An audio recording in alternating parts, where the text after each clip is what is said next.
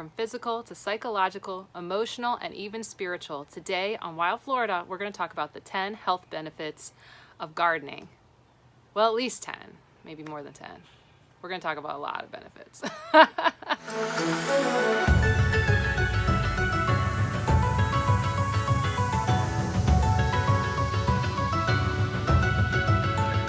Hi, I'm Jacqueline, the Wild Floridian, and welcome to week 12 of the Growing Food is Easy challenge. The challenge where we save money, we go local, and we save the world one piece of food at a time. If this is your first time joining us on the challenge and you would like to start from the beginning, go ahead and click on this card right here, or you can wait till the end of the video and a playlist will pop up in one of these corners, one of them. So let's get going. Let's talk about the 10 health benefits of gardening. Well, there's going to be more than 10. All right, looking at the health benefits of gardening, let's start with number 1, and that's heart health. Now, looking into this, I'm going to debate this a little bit. Not that it improves your heart health, but the fact that gardening is considered a light activity. I mean, for those of you guys like me who have been gardening for a while, yeah, I mean, when you're doing a general walkthrough, a little bit of light pruning, some picking of plants, maybe you're putting one little plant in the ground, that may be considered light. But I also know that gardening can be extreme, like extreme. And that's because if you're moving like a literal ton of mulch, which I have done, whole truckloads of mulch by hand in carts, I would not call that light. I've run half marathons. That's not light activity. Or maybe you've gone and cleared an area of brush, bushes, taken them out using by hand, not using mechanical instruments to help you. You're just using tools like gardening forks and mattocks. That is hard work. So I'm going to call foul on calling it a light activity, but we'll go with it because for the studies that I read about, what I found was that when they compared things like walking, light biking, and gardening, that they had great health benefits for the heart across the board. But what was really interesting that they found out is that when you put people into doing gardening about 2.5 hours a week, they tended to do more activity. And that's because when they were out in the garden, they just kept going. So that 2.5 hours, which was 30 minutes for 5 days a week, soon became 3 hours, 3.5 hours, and 4 hours without any extra intervention from the scientists who were doing the study. So I guess if you're looking to get going and get some light activity on, gardening is a great choice. And another study looked at reducing the risk of stroke, specifically in an age group over 60. And what they found was that doing that light gardening, is that it reduced it up to 30% in people over age 60 for the risk of strokes, which is pretty cool. I'm gonna call that stroke one like 1.B. This is why it's at least 10. Okay, we'll get moving on to the next one. Hi, lizard. Okay, health benefit number 2, it improves your sleep. Light activity or any type of activity has demonstrated across the board that it can improve your sleep. The University of Pennsylvania did a study and it demonstrated that light activities, like gardening, can help improve your sleep. And moving on to number 3 in heart health, again, being outside just 10 minutes in the middle of the day, you can get your daily dose of vitamin D. And getting your daily dose of vitamin D is critical. It can help reduce the rate of heart disease and improve your it'll improve your bone health by reducing osteoporosis. Health benefit number 4 is going to have to do with the hands. It's all about your dexterity and your hand strength, which is often lost as people get older. But because gardening is a light activity, you can do it from when you're young until you're old and maintain that muscle core strength by both improving it and maintaining it through your lifetime. So go for your hand strength. See, you can grab things. These are my mulberries. Woo. Health benefit number 5 is you can improve your nutrition in your diet. It's been shown in studies over and over again that the freshest food you can get is from your own garden. And when you spend the time growing it, besides it poking you in the back of your head while you shoot a video, it also means that you're more likely to go and eat it. So whether it's tomatoes and peppers, onions, pumpkins, or my mulberries who like to poke me in the head, you are more likely to eat it, which means you get the most amount of nutrition from that food, because when food is picked and then transported long distances, while it won't lose its macronutrients, which are things like protein, carbohydrates, or fats, it can lose some of its micronutrient content. So Pick it, take it inside, eat it. You're getting a nutritional meal for you and your family, and that's why you should be growing your food. So it's beyond gardening, it's growing food. I'm gonna touch this mulberry a lot because it keeps poking me in the head, and I probably should have moved, but the sun will be in my face and it'll be, yeah. Health benefit number 6, well, it has to do with stress relief. Combine light activity with a meditative state, and you'll find that you relieve stress while you go and do your gardening. Health benefit number 7, hey, you've reduced your stress because you're gardening, and what does that mean next? Is that you can lower your blood pressure. That diastolic, systolic, yes, can be taken down by doing gardening each day. Number 8 is reducing your risk of dementia. A study in 2006 found that in 3,600 participants that they reduced their overall risk for dementia by 36%. That's because it combines things like problem solving, learning activities, combined with light physical activity, overall decrease people's risk for dementia. An emotional benefit from gardening, well, it has to be improving your self-esteem. Hey, you can take a baby plant and make it grow all the way to a big adult plant, and you did that. You did that. That's amazing, and you're awesome for being able to do that. That sense of pride and accomplishment can help improve your self-esteem that you helped another being grow. And now you have all this great self-esteem because you did it. But sometimes you make a mistake, and that comes to number 10, which one of the benefits is building a growth mindset. And growth mindset is not just about growing plants. A growth mindset is that get up and go attitude, that, yeah, I made a mistake, but I learned something. And by doing that over and over again, you can build a growth habit that takes you well beyond the garden, which gets you in the mindset of, I made a mistake, but I learned something, and I'm gonna do it better and different next time, and I'm not gonna kick myself while I'm down. But wait, there's more health benefits beyond number 10. And if you want to learn more, not only from this video, but in other ones, go ahead and like, subscribe, and ring that bell for notifications. We have new videos each Tuesday for Growing Food is Easy Challenge. So let's get into number 11. Number 11 has to do with a mindset of acceptance and being okay with not being perfect. That's right. When you're putting plants in the ground, you don't have control. You can do things to influence and optimize, but at the end of the day, you have to accept that there are some things that are out of your control. Maybe the weather changes. Maybe you didn't have the money to go get that amendment for your soil that you needed. Maybe a pest came through and ate it all. Maybe your neighbor took something. It happens. And you have to learn how to accept it. And with that growth mindset, you just pick yourself up and you keep on going. But it also has to do with, even though you've controlled all the variables, it's not gonna be perfect. So you gotta let it go. Imagine now the song's playing. You're welcome. I won't sing it. And now number 12.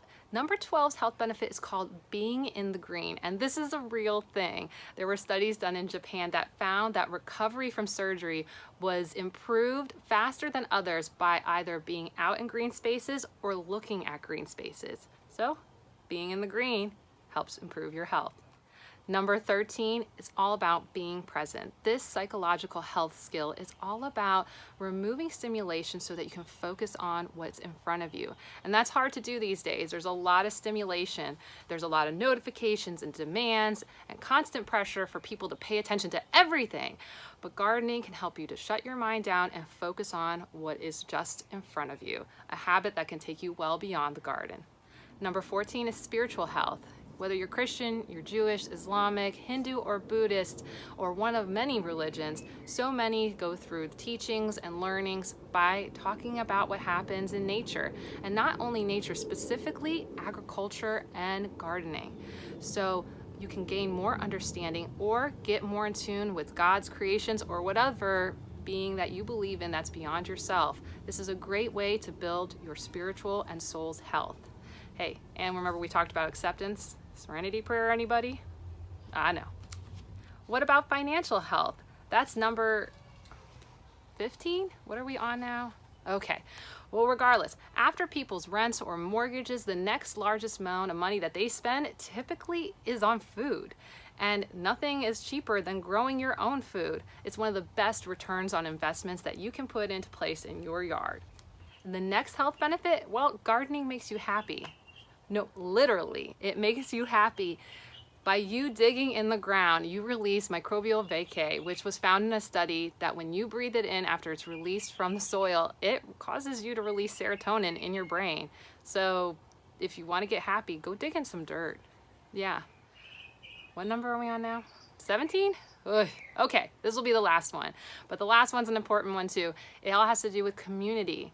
So your personal health can be enhanced by being part of a community. And gardeners, well, we are a giant community. So whether you're connecting through here on YouTube or on other applications like Twitter or Facebook or wherever you go, or just going and being a part of gardening clubs and plant societies, there are a lot of people.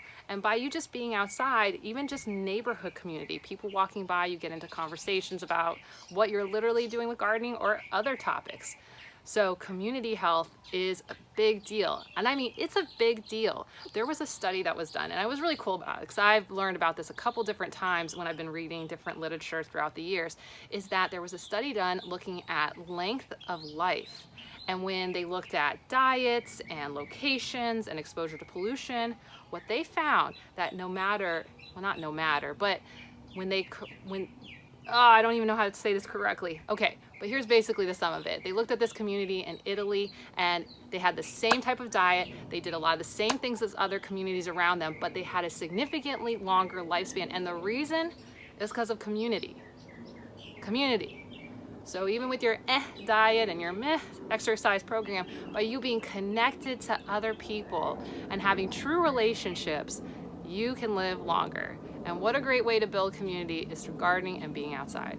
So I think that's enough health benefits. That was 17. And I think I had like 1A, 2B, 5A. Look, I don't want to keep going. So we're going to stop right there. Wow, okay, that was a lot. So I think that just shows gardening on so many levels, whether it's your physical health, your mental health, your psychological health, your sense of spiritual health, community health. There are so many benefits that can be gained by gardening, which I think just shows that gardening should be a habit that we all have.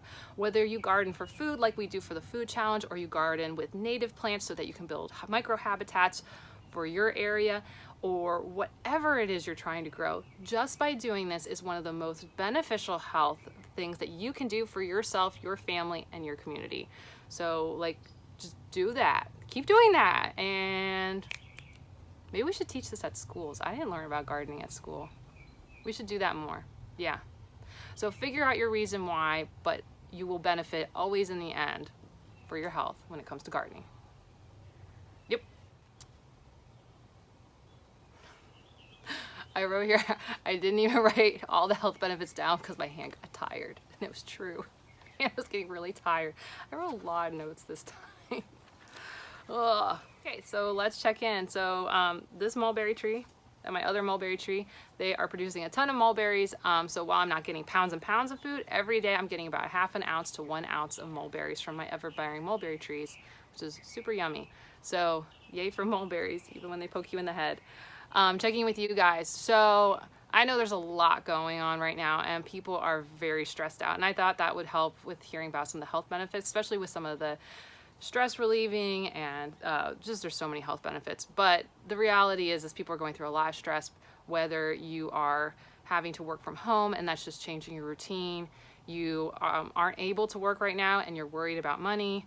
You have to work a lot of extra hours because you're part of critical infrastructure like healthcare, first responders, the agricultural and food supply chain, you guys, utilities. You guys are working a lot of extra hours trying to cover for people as we go through this crisis. So it'll be okay. We're gonna be okay in the long run. But just find healthy and positive ways to support each other, even though you can't give someone a hug. You know, shoot them a text, hey, I know you're going through a hard time, or just call each other. That does help out a lot. If you want to get outside into your garden and get growing on something, there's a lot of different ways to go and start. I know some people, so I've had people messaging me and starting to watch my videos because they're trying to find a sense of control through what is a very uncertain time right now. And it's totally understandable. So I do appreciate those who are watching. If you have questions and I haven't made a video on it yet, feel free to write it in the comments below. I will answer them. I usually check every day to every other day on questions questions, and I will answer something right away because I know people are stressed out and I would like to help you. So I know Lindsay down in Miami, she's been on the fence for a while about whether she was going to start growing food, but now this has kind of compelled her to get going. And I know that's for a lot of people. So I'm wishing everyone the best. I wish that you continue to be healthy through all of this, that you financially are going to be okay in the end. I hope that for those who are working the really long hours and that aren't maybe as worried financially, you know, that your health and your exposure is minimal and that you're able to get some rest, because I know it can be very long and tiring hours. I know I'm very tired, and getting a video done was pretty stressful this week, let alone 2. So hang in there, guys. We'll get through it. So that's going to be it for this week. So next week, what we'll do is, we've talked a lot about soil. We talked about soil health, but the best thing for soil health has to be compost. And that'll be next week's video, is we'll go back into soil health and how you can go do some quick and easy tricks for building compost, which is one of my favorite things to do. I do it all the time. Yay, compost. So if you're in for the challenge or just along for the journey, don't forget, let people know growing food is easy. I'll see you next week. Bye. I don't know if I said everything. I'm tired. I'm in critical infrastructure, and I've been working a lot of hours, and I am tired. And the baby is waking up a lot. So I think I covered everything. This has to be the most distracting video between the bees flying around my head, the butterflies flying around my head. Butterflies are cool. Bees, they're cool too. I just don't want them to sting me. They don't. They usually just fly by me, but just... Hey, I got oxalis. It's what you guys don't see. I don't know if you can see this. Can you guys see these? Can you see these guys? See all these little guys right here? See, if you're in Florida, this is what you want to grow. See all these? Every branch has got a ton. This is what's going on in my garden right now. All this. Plus a whole bunch of other plants. Oh, I bought blueberries. Bought blueberry bushes, so they're gonna come in. I'm gonna go buy some Dune sunflower. I'm putting this at the end because you know what, whatever. If you waited this long, you can know what I'm doing. Native plants and edibles all day long. I got a lot of seeds I gotta go put in the ground. I just don't have time right now, I'm so tired. Okay, but accept what you can. Perfectionism isn't the thing. All right. Bye. For reals. Butterflies. Actually, I gotta go count caterpillars. I'm gonna go do that now. Okay, bye.